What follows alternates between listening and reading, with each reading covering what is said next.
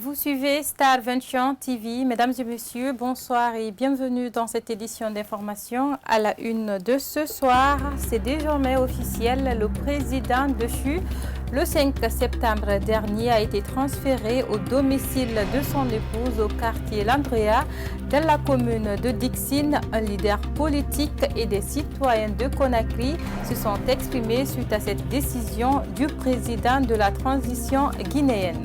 EPU Action Mine Guinée poursuit ses activités dans le secteur minier. Ce mardi, l'ONG a tenu un atelier de présentation d'un rapport qui accable les sociétés. Sogui Pami et Anem, les échos, c'est après cette courte pause. Une fois encore, merci de nous choisir pour vous informer. Comme annoncé dans le sommaire, le président Alpha Condé a été transféré par la junte militaire au domicile de sa femme Hadja Djene Kaba Condé à Landrea, dans la commune de Dixine. L'information a été confirmée à travers un communiqué du CNRD lu à la télévision nationale dans la soirée de ce lundi. Selon Dr Sékou Kouressi Condé, cela représente un geste responsable du CNRD, Bintou Souma et Abdourahmane Bari. C'est à travers un communiqué lu à la télévision nationale ce lundi 29 novembre que le CNRD a annoncé officiellement le transfert de l'ancien président Alpha Condé au domicile de son épouse Hadja Djene Kaba Condé à Dixine, dans le quartier Landrea. Le président de la transition promet un traitement digne qu'il faut tout en assurant la sécurité de l'ancien président de la République. Selon le président de l'Alliance pour le renouveau national, cette décision est appréciable. J'ai appris cette nouvelle avec beaucoup de satisfaction. C'est un geste responsable de la part des autorités de la transition et je voudrais m'en féliciter et féliciter le peuple de Guinée. Si d'autres qualifient cette décision de tardive, cet ancien médiateur de la République demande une consolidation de la paix et l'unité nationale pour mieux faire avancer le pays. Aujourd'hui, nous sommes en train de parler d'élargissement et de processus juridiques et humains de mise en liberté et de conditions de mise en liberté, ce qui n'a pas été le cas, souvent été le cas en République de Guinée. Je pense que nous allons vraiment prendre toute la mesure de ce geste, de cet acte, et nous allons pouvoir consolider cet acquis. Ce n'est pas nécessaire de dire ça a été fait tôt ou ça a été fait tard. L'essentiel est que ça a été fait. Allons de l'avant, sortons de tout ce qui peut nous diviser, de tout ce qui peut nous opposer et de tout ce qui peut freiner notre élan d'unité nationale. Dans la matinée de ce mardi, à travers sa page Facebook, l'ancienne première dame a remercié le CNRD, à sa tête le président Mamadi Doumbouya, de lui avoir ramené son époux à la maison tout en assurant sa sécurité et tout le traitement qu'il faut sont des actes qui l'apaisent, a-t-elle déclaré. Restons toujours dans le même sujet pour dire que les citoyens se sont également prononcés sur cette décision des nouvelles autorités. La plupart d'entre eux ont apprécié ce transfert de l'ancien chef de l'État chez le domicile privé de son épouse, mais ils sollicitent tous un jugement dans les meilleurs délais d'Alpha Condé. Ils sont au micro de Bintou Souma et Abdourahmane Bari. C'est très important de les réunir ensemble en tant qu'ancien président de la République, avec ancienne première dame de la République, de rester sur un endroit bien sécurisé, très important. On veut que la citoyenne guinéenne doit donner le respect au président de la République. Je demande la sécurité d'abord, de le sécuriser très bien. On demande Mamadi Doumbouya, il a dit que dès le début, que la justice va jouer son rôle, de le juger et condamné ici. C'est un acte salutaire, vu que, disons, selon les principes des droits de l'homme, chaque personne est libre de circuler. Maintenant, même si le président a commis des exactions ou autre chose, il a le droit d'être libre en un mot. Est-ce que vous voyez? Donc, nous saluons l'acte du colonel Mamadi Doumbouya du fait qu'il le libère et qu'il le garde en résidence surveillée. Chaque personne, il doit justifier ses 11 ans de règne et tout le tort qu'il a posé aux Guinéens, il faut qu'il le paye. À cette décision prise par le CNRD, Communauté nationale de développement, ça c'est une bonne solution. Alpha Condé, il a plein droit de mener le reste de sa vie avec sa femme. Ça, ce n'est pas un crime. En ce qui concerne de cet acte, donc CNRD doit veiller en une sorte de sécurité le lieu de résidence du professeur avec un dispositif sécuritaire pour maintenir sa sécurité en question sanitaire. En d'autres termes, il doit répondre à la justice. La part judiciaire de sa part doit être asséminée en un mot. C'est à travers un atelier qui s'est tenu dans un réceptif hôtelier de la place que l'ONG Action Mines a publié son deuxième rapport d'évaluation pour la période allant du 15 juillet au 31 octobre 2021. Dans ce rapport, la SOGIPAMI et l'ANEM sont accablés de n'avoir pas pu publier toutes les données concernant les activités qu'ils ont eu menées sur le terrain. Ils comptent élargir leur champ de travail dans les mois à venir afin d'inciter les entreprises publiques et privées à publier des informations sur leur site. C'est un reportage signé d'Alpha Omar Diallo. Promouvoir l'accessibilité aux citoyens des informations officielles sur les réformes dans le secteur minier en Guinée et leur mise en œuvre, relever les insuffisances en matière de transparence, de recevabilité et proposer des pistes de solutions au ministère des Mines et de la Géologie, c'est l'objectif que s'est fixé l'ONG Action Mines. Dans ce deuxième rapport dont les activités se sont déroulées du 15 juillet au 31 octobre 2021, les entreprises publiques, notamment la SOGIPAMI et l'ANAIM, semblent être beaucoup en retard en matière de publication des données aux citoyens sur les réformes de ce secteur. Aujourd'hui, on a publié notre rapport portant sur l'évaluation du ministère des Mines et de la Géologie en termes de publication de données, d'accessibilité de données, notamment à la population, mais également à la SOGIPAMI et de l'ANAIM. Alors, selon notre étude, le constat est que le ministère des Mines aujourd'hui est une entité chargée de la gouvernance du secteur minier. Et aujourd'hui, il y a des informations qui devraient être accessibles à la population, des informations qui devraient être publiques, mais on remarque que ces informations aujourd'hui ne sont pas disponibles et ne sont pas largement diffusées et que le site du ministère des Mines n'est pas parfois à jour selon les informations. De nos jours, même si le ministère des Mines et de la Géologie a beaucoup amélioré ses performances en termes de publication des données dans la période de 2021 pour un résultat de 56%, contrairement à celle de 2020 qui était 35%. Mais le chantier reste encore vaste. Les informations recueillies par l'ONG Action Mines sur les deux entreprises publiques, l'ANAIM et la SOGIPAMI, en font froid aux yeux. Idiate Soirée, assistante programme de l'Action Mines Guinée, revient sur les recommandations du rapport. Nous encourageons surtout l'ANAIM de mettre en place un site permettant aux citoyens d'accéder aux informations. Également la SOGIPAMI. Aujourd'hui, la SOGIPAMI est chargée de gérer les actifs de l'État. Mais lorsque vous rentrez dans le site de la SOGIPAMI, on vous demande un enregistrement préalable pour accéder au site. Alors, tous ces aspects-là nous motivent à plus d'un titre de continuer notre plaidoyer pour que les informations soient ouvertes à toutes les couches, comme je l'ai dit. Invité pour assister à la publication de ce deuxième rapport, ce membre de la cellule Balai citoyen se réjouit de cette rencontre qui, selon lui, permettra aux uns et aux autres de comprendre les insuffisances de certaines entités qui relèvent du ministère des Mines et de la Géologie. Le rapport qui a été présenté porte sur le fonctionnement du ministère des Mines et sur certaines de ses entités. Vraiment, à travers les différentes thématiques qui ont été élaborées, on a su vraiment les insuffisances qui sont liées au fonctionnement de ces structures. Voilà, donc ces insuffisances sont notamment liées au manque de vulgarisation des informations, et à la limitation d'accès des citoyens aux informations publiques relatives au fonctionnement de ces institutions, mais aussi relatives à l'accès les citoyens aux informations liées à leur fonctionnement.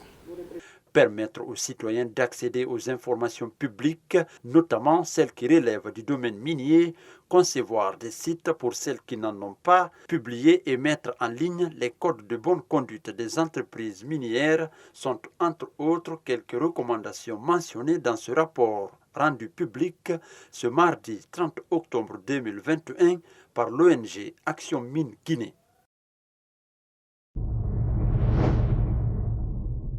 Éducation à présent, le ministre de l'Enseignement préuniversitaire et de l'Alphabétisation a dans un communiqué annoncé l'interdiction des téléphones dans les établissements scolaires. Ce mardi, lors d'un entretien accordé à notre rédaction, Mohamed Ansa Diawara, porte-parole du MEPUA, a donné quelques raisons de cette décision. Selon lui, les téléphones qui sont censés être une source d'apprentissage sont mal utilisés par les élèves. Reportage Kadiatou Bari et Ibrahima Khalid Silla. C'est lors d'un communiqué que le ministère de l'Enseignement préuniversitaire et de l'Alphabétisation a interdit l'utilisation des téléphones ainsi que tout objet connecté dans les établissements scolaires. Une décision diversement appréciée par l'opinion publique. Mohamed Ansa Diawara, porte-parole du MEPUA, a donné des raisons. Selon lui, les téléphones sont mal utilisés par les élèves. Aujourd'hui, le téléphone, qui est un outil qui nous sert, qui est un outil qui facilite toutes les activités, même l'apprentissage, même la lecture, le savoir-faire. Aujourd'hui, ce téléphone est très, très mal utilisé par nos apprenants. Et du fait que c'est mal utilisé, ça devient un fléau contre l'enseignement. Soucieux de la bonne réussite de cette décision du ministre de l'Enseignement préuniversitaire et de l'Alphabétisation, ce responsable invite les acteurs de l'éducation à soutenir cette initiative qui, selon lui, est bénéfique pour tous. Quand on se défait du téléphone, on peut mieux faire le travail. Donc quelqu'un qui est sans téléphone peut mieux étudier, peut retenir mieux quelque chose que s'il est avec le téléphone. Donc c'est pour leur propre avantage. Lorsque les enseignants sont embêtés en classe, l'encadrement est aussi embêté. Donc chacun doit jouer son va-tout pour que cette décision soit respectée à la lettre. Si chacun jouait son rôle, de mon point de vue, les téléphones ne seront pas utilisés. Mohamed Ansa Diawara a précisé que l'utilisation des téléphones et objets connectés est simplement interdite pendant les heures de cours et les évaluations. Tout contrevenant à cette décision sera sanctionné, a-t-il prévenu. En Guinée, nombreux sont les enfants qui souffrent du diabète de nos jours. Cette maladie de type 1 ne reste pas sans conséquences. Il peut accroître des risques des maladies cardiovasculaires et tant d'autres que Dr Amadouba, diabétologue, a expliqué avant de prodiguer des conseils à endroit de la population. Yayo Moubari. Le diabète de type 1 représente 5 à 10% de tous les cas de diabète. Cette forme de la maladie apparaît le plus souvent durant l'enfance ou l'adolescence, d'où son appellation ancienne de diabète juvénile. Dr Ba, diabétologue, donne quelques explications. Diabète de type 1, qui est le diabète de l'enfant. On a beaucoup d'enfants diabétiques en Guinée qui sont sur un programme de suivi depuis 6-7 ans maintenant. Ça, c'est le diabète de l'enfant. C'est-à-dire, le traitement de ce diabète-là, c'est à base de l'insuline. Parce que malheureusement, leur pancréas ne produit pas l'insuline qui a pour rôle de stabiliser le taux de sucre dans le sang quand on mange. Donc, ils sont en manque d'insuline. Le traitement du diabète de type 1, c'est à base de l'insulinothérapie. À long terme, le diabète de type 1 accroît le risque de plusieurs problèmes de santé, des maladies cardiovasculaires, troubles aux reins, perte de sensibilité aux doigts et aux pieds, problèmes de vision pouvant aller jusqu'à la cécité. D'où l'appel de Dr Ba à l'endroit des diabétiques. Le dernier message à dire, c'est dire à la population guinéenne de ne pas attendre d'être malade pour venir à l'hôpital. Il faut profiter. Après la quarantaine, il faut aller une fois à l'hôpital faire un check-up pour voir la pression artérielle, pour faire une prise de sang, pour voir le niveau de la glycémie. Et pour ceux qui fument, essayer d'arrêter le tabac, parce que tous ces facteurs-là entraînent ces maladies chroniques-là. Selon l'Organisation mondiale de la santé, un régime alimentaire sain, l'activité physique, des médicaments, un dépistage régulier et le traitement des complications permettent de traiter le diabète et d'éviter ou de retarder les conséquences qu'il peut y avoir. Le marché guinéen reste toujours cher malgré la diminution du prix du carburant à la pompe par la junte militaire en septembre dernier. Des femmes dénoncent cette situation que le président de la transition avait lui-même promis de revoir. Cette situation dans un bref délai. Les précisions avec Mariam Tindibari et Abdurrahman Bari. Se procurer un repas par jour reste inquiétant pour les citoyens de Conakry à cause de la cherté des denrées alimentaires dans le marché. Alors que le prix du carburant a été revu à la baisse par les nouvelles autorités de 11 000 à 10 000 francs, le marché guinéen reste toujours cher. Une situation que déplorent ces vendeuses qui lancent un cri de cœur. Les denrées alimentaires sont chères au marché. Je ne connais que revendre du gombo. Actuellement, si tu n'as pas 500 000 francs guinéens, tu ne peux pas avoir un sac de gombo. Il n'y a pas d'argent. Tout est cher quand Alpha était au pouvoir. Actuellement, Doumbouya aussi est là, mais rien n'a changé au marché.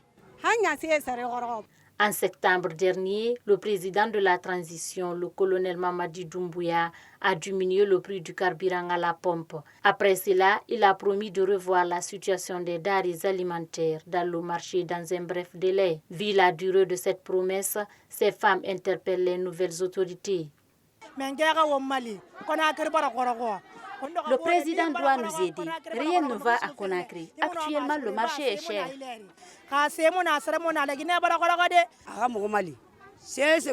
Nous lui demandons vraiment de nous aider, surtout avec le prix du riz. Et le transport nous fatigue vraiment. Ces femmes justifient cette situation par des difficultés auxquelles elles sont confrontées pour écouler leurs marchandises. Sport à présent, la Fédération internationale Football Association FIFA a décidé de mettre en place un comité de normalisation pour la Fédération guinéenne de football.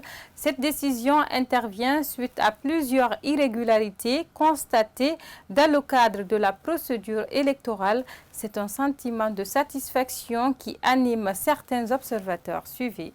C'est un coup dur pour le football guinéen après plusieurs contestations survenues lors des séances électorales de la FEGIFOOT. La FIFA a demandé la suspension de toute procédure allant dans ce sens. Ce lundi 29 novembre, l'instance dirigeante du football mondial a décidé de mettre en place un comité de normalisation pour gérer les affaires courantes du football guinéen. Moi, je suis partagé entre deux sentiments.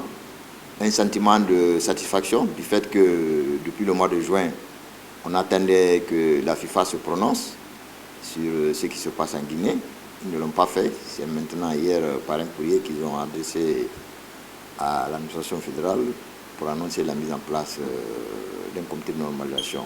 Bon, le second sentiment, je pense que à partir de la mise en place de ce CONOR, le football guinéen va repartir d'un bon pied parce qu'ils vont travailler sur les textes, préparer dans la sérénité l'Assemblée générale élective. Et je pense que le nouveau bureau qui va être installé dans quelques mois fera en sorte que tout ce qui va s'entreprendre sera fait dans la perspective et dans la trajectoire du développement et de la promotion de la discipline. Cette décision de la fêtière mondiale de football intervient à un mois de la Coupe d'Afrique des Nations. Ce consultant invite ce comité de mettre les bouchées doubles pour éviter une humiliation au Cameroun. Bon, vous savez, l'administration, c'est une continuité. Si le CONOR est installé, il va prendre le train en route et bon, c'est la priorité, s'atteler aux préparatifs de la CAN, c'est-à-dire désigner un encadrement technique qui va rapidement se mettre à l'œuvre pour regrouper les joueurs et préparer la compétition, à condition bien sûr que l'on crée toutes les conditions, les meilleures conditions pour l'encadrement technique, pour que l'on ne soit pas ridicule au Cameroun. Pour rappel, la Guinée enregistre son deuxième Conor après celui de 2016. Une mission de la FIFA est attendue à Conakry le 5 décembre prochain pour la mise en place du Conor. À l'international, Lionel Messi a été décerné pour le Ballon d'Or 2021. L'Argentin a reçu son 7e Ballon d'Or. Il écrit son histoire dans le football mondial. L'attaquant du Paris Saint-Germain est désormais à 2 longueurs de Cristiano Ronaldo. Cette nomination est diversement appréciée par des citoyens. On les écoute au micro de Ibrahim Diallo. Franche vérité, comme le Ballon d'Or a été donné par les Français, ils donnent le trophée à quiconque il veut. Sinon, cette année, quand même, Messi, franchement, il n'a pas mérité le Ballon d'Or, selon moi. On l'a récompensé. Il a été récompensé par l'effort fourni. Quand nous prenons l'exemple sur la Copa América qu'il a emportée, la Coupe du Roi, bon, il a été aussi meilleur joueur, meilleur buteur. Bon, moi, je suis fier. Oui, je suis contre la nomination, le 7e Ballon d'Or de Lionel Andrés Messi. Je pensais mieux qu'aujourd'hui ne pourrait avoir le Ballon d'Or que Messi. Parce que comparativement à leur chance, à leur talent, l'année dernière, aujourd'hui nous a fait mieux. Il a eu la Ligue des Champions, l'Euro, Super Coupe, plus une Coupe d'Allemagne. Il a parfaitement mérité ce Ballon d'Or car il a rapporté la Copa et il a été meilleur buteur. Il a rapporté plusieurs trophées dans l'année 2020-2021. À mon avis, quand même, il a parfaitement mérité ce Ballon d'Or. Mesdames et messieurs, c'est la fin de cette édition d'information. Merci de nous choisir pour vous informer. Les infos continuent sur Star 21 TV. Au revoir.